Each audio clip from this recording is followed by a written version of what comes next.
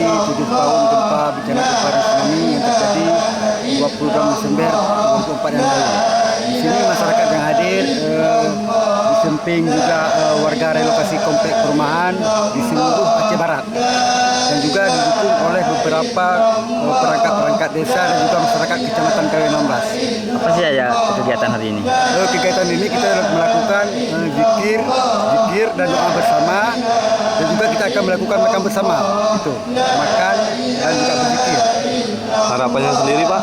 Ya, harapan kita supaya dengan zikir dan doa bersama ini masyarakat relokasi dapat juga masyarakat relokasi dan juga masyarakat yang ada di Aceh Barat yang saudara, istri, anak dan juga pemiliknya yang menjadi korban dapat untuk berdoa di sini, gitu. Semoga dengan doa ini diterima oleh Allah Subhanahu wa taala.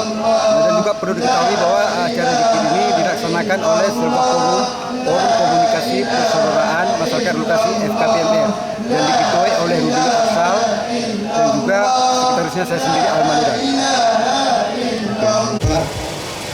Ayah-ayah dan ibu-ibu memanjung membacakan zikrullah, meminta di dalam hati apa yang kita minta, pertama sekali kepada orang tua, humbi kita nyuta lagi dalam hati sama-sama, semoga berampun insya Allah, menempatkan bertempat yang mulia di sisi Allah.